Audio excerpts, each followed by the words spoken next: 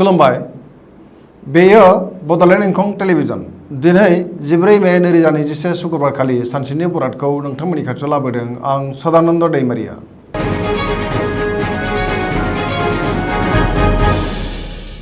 सिगां फरायनो लादों मेष राशि।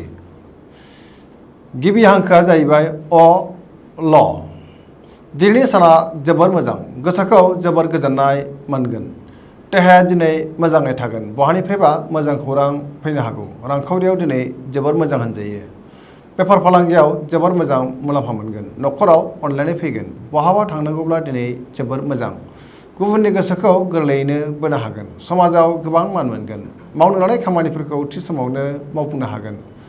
सोरबा गोजाम लोगोजों हरखाबै बहाबा लोगो मोनलायनो खाबु जागोन। समाजाव लोगो लेवा बांगोन। लाइमोनफोरनि गोसोआ दिनै जोबोर रमान्टिक जागोन आरो गावबा गावनि गोसोनि साननायखौ फोरमायलायनोबो हागोन। फरायसाफ्रा फरायनायाव गोसो दुंखांगोन आरो मोजां फिथाइ मोननोबो हागोन। गोसोनि साननाय आरो लुबैनायफोरा मोगथाङाव जाफुंगोन। सरासनस्रायै दिनै साना जोबोर मोजां आरो मोजाङैनो बारग'लांगोन।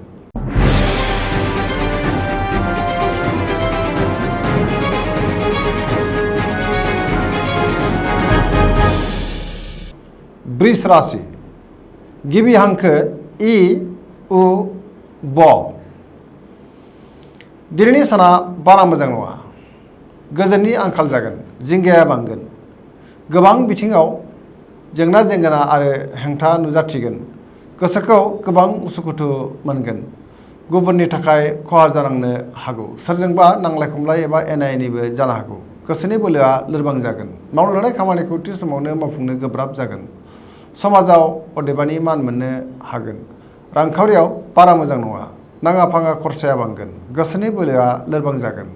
बेफार फालांगियाव बांद्राय मोजां नङा, खहा जानोबो हागौ।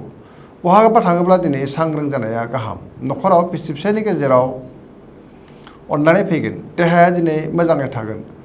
गुबुननि हेफाजाब मोननाय नङा। गोसोखौ हारसिं आरो दरसि मोनगोन। गोसोआव जिंगाया बांगोन। सोरबा आंगो लोगोजों रायखोमा जानो हागौ। नेगेटिभ एनार्जिनि गोहोम गोग्लैगोन। लाइमोनफोरनि गोसोआ दिनै जोबोर आला खाला जागोन।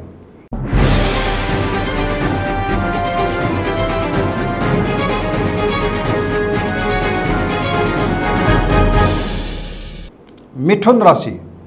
गिबि हांखो क छ। दिनैनि साना मोजां आरो गाज्रिनि गेजेरजों बाबेरलांगोन। गोसोखौ जोबोर उसुखुथु मोनगोन। गोसोआव जिंगाया बांगोन। जोबोद टेनसन जानो हागौ।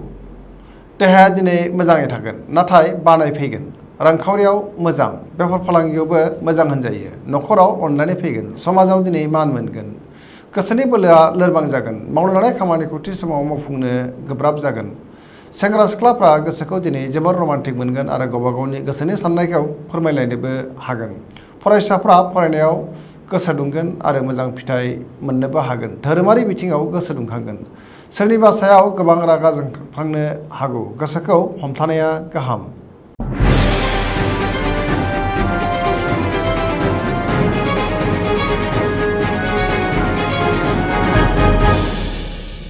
कर्कट राशि। गिबि हांखो ड ढ ह। दिनैनि साना जोबोर मोजां। गोसोनि बोलोआ बांगोन। गोबां खामानि मावनो गोसो दुंखांगोन। गोसोखौ दिनै जोबोर गोजोननाय मोनगोन। मावनो लानाय खामानिखौ थि समावनो मावफुंनो हागोन। रांखावरियाव जोबोर मोजां। मोननो गोनां धोनखौ दिनै मोननो हागोन। बेफार फालांगियाव जोबोर मोजां मुलाम्फा मोनगोन। देहाया दिनै मोजाङै थागोन। गुबुननि हेफाजाब मोनगोन। न'खराव अनलायनाय फैगोन। गोथों आरो गोग्गो साननो रोंगोन। गोसोनि साननायफोरा जाफुंगोन।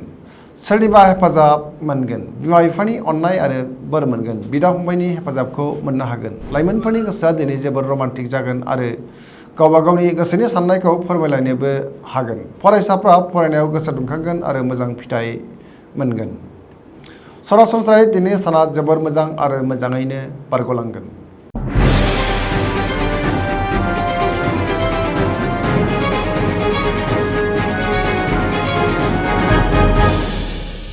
सिंह राशि। गिबि हांखो म ट। दिनैनि साना जोबोर मोजां। गोसोखौ जोबोर गोजोननाय मोनगोन। गोसोनि बोलोआ बांगोन। गोसोआव गोग्गो आरो गोथों साननो रोंगोन। मावनो लानाय खामानिखौ थि समावनो मावफुंनो हागोन। गोसोनि साननायफोरा जाफुंगोन। रांखावरियाव दिनै जोबोर मोजां होनजायो। आरजिनाय धोनखौ दोनथुमनो हागोन। मोननो गोनां धोनखौबो दिनै मोननो हागोन। गोबां धोन आरजिनो हानानै गोसोखौ जोबोर गोजोननाय मोनगोन। बेफार फालांगियाव जोबोर मोजां। गोसोनि साननायखौ गुबुननो फोरमायनो हागोन। सोरबा लोगोजों बहाबा दावबायहैनो खाबु मोनगोन। न'खराव अनलायनाय फैगोन। लाइमोनफोरनि गोसोआ दिनै जोबोर रमान्टिक जागोन आरो गोसोनि साननायफोरखौ फोरमायलायनोबो हागोन। फरायसाफ्रा फरायनायाव गोसो दुंगोन आरो मोजां फिथाइ मोनगोन।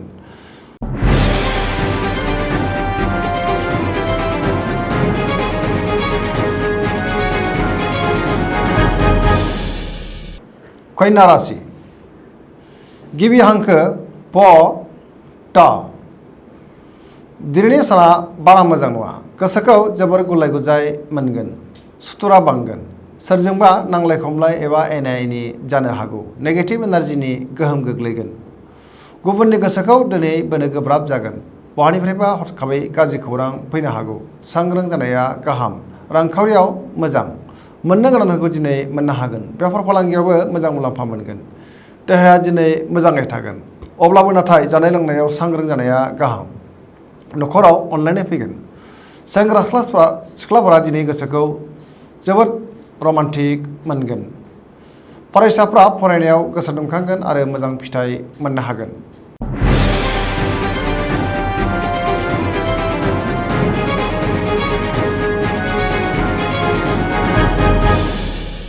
तुला राशि गिबि हांखो र ट। दिनैनि साना जोबोर मोजां। गोसोखौ जोबोर गोजोननाय मोनगोन। गोसोनि बोलोआ बांगोन। गोसोनि साननायफोरा जाफुंगोन। मावनो लानाय खामानिखौ थि समावनो आरो गोरलैयैनो मावफुंनो हागोन। देहाया दिनै मोजाङै थागोन। रांखावरियाव जोबोर मोजां। मोननो गोनांखौ दिनै मोननो हागोन। आरजिनाय धोनखौ दोनथुमनो हागोन। न'खराव बिसि फिसायनि गेजेराव अनलायनाय फैगोन। समाजाव गोबां मान मोनगोन। बेफार फालांगियाव मोजां मुलाम्फा मोनगोन। सोरबा लोगोनि हेफाजाब मोनगोन। समाजाव दिनै बयजोंबो अनजागोन। लाइमोनफोरनि गोसोआ जोबोर रमान्टिक जागोन आरो गावबा गावनि गोसोनि साननायखौ फोरमायलायनोबो हागोन।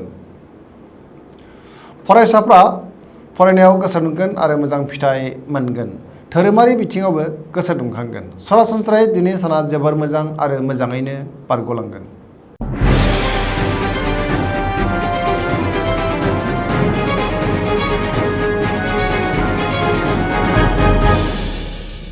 वृश्चिक राशि गिबि हांखो न स।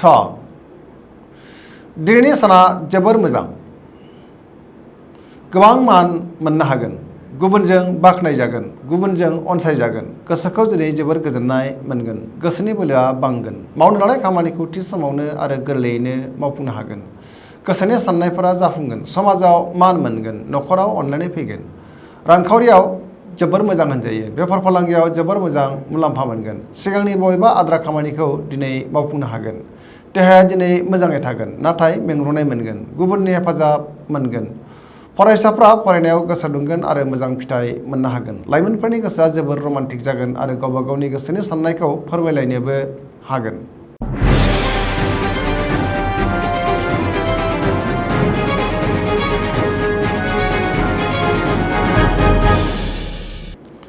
धनु राशि गिबि हांखो ढ फ भ।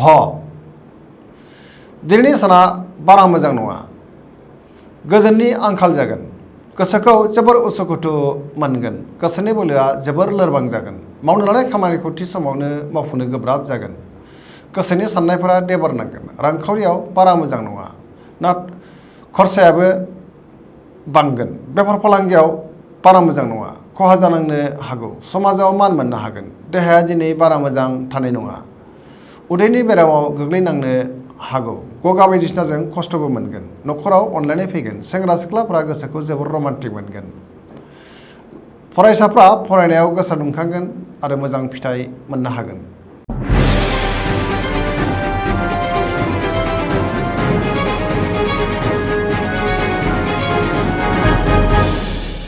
मकर राशि गिबि हांखो ख ज। दिनैनि साना जोबोर मोजां। गोसोनि साननाया जाफुंगोन।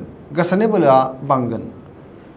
गोसोखौ जोबोर गोजोननाय मोनगोन। रांखावरियाव दिनै जोबोर मोजां। आरजिनाय धोनखौ दोनथुमनो हागोन। बेफार फालांगियाव मोजां होनजायो। देहाया दिनै मोजाङै थागोन। न'खराव अनलायनाय फैगोन। बिमा बिफानि अननाय आरो बोरखौ मोनगोन। बिदा फंबायनि हेफाजाब मोनगोन। गोसोनि साननायफोरा जाफुंजोबगोन। मोजां साननो रोंगोन। पजिटिभ एनार्जिनि गोहोम गोग्लैगोन। लाइमोनफोरनि गोसोआ दिनै जोबोर रमान्टिक जागोन आरो गोसोनि साननायखौ फोरमायलायनोबो हागोन।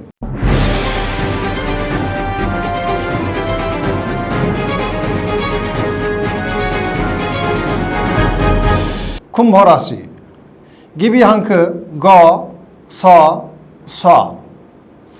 दिनैनि साना जोबोर मोजां। गोसोखौ दिनै जोबोर गोजोननाय मोनगोन। मावनो लानाय खामानिखौ थि समावनो आरो गोरलैयैनो मावफुंनो हागोन। बहानिफ्रायबा मोजां खौरां मोनगोन। समाजाव मान मोनगोन। गोबां मुंदांखा सुबुंजों लोगो मोनज्लायगोन। रांखावरियाव दिनै जोबोर मोजां। बेफार फालांगियाव मोजां मुलाम्फा मोनगोन। देहाया दिनै मोजाङै थागोन। न'खराव अनलायनाय फैगोन। गुबुननि हेफाजाब मोनगोन। गोगो गोसोजों साननो रोंगोन। गोबां मुलाम्फा मोननो हागोन। लाइमोनफोरनि गोसोआ दिनै जोबोर रमान्टिक जागोन आरो गोसोनि साननायखौ गुबुननो फोरमायलायनोबो हागोन।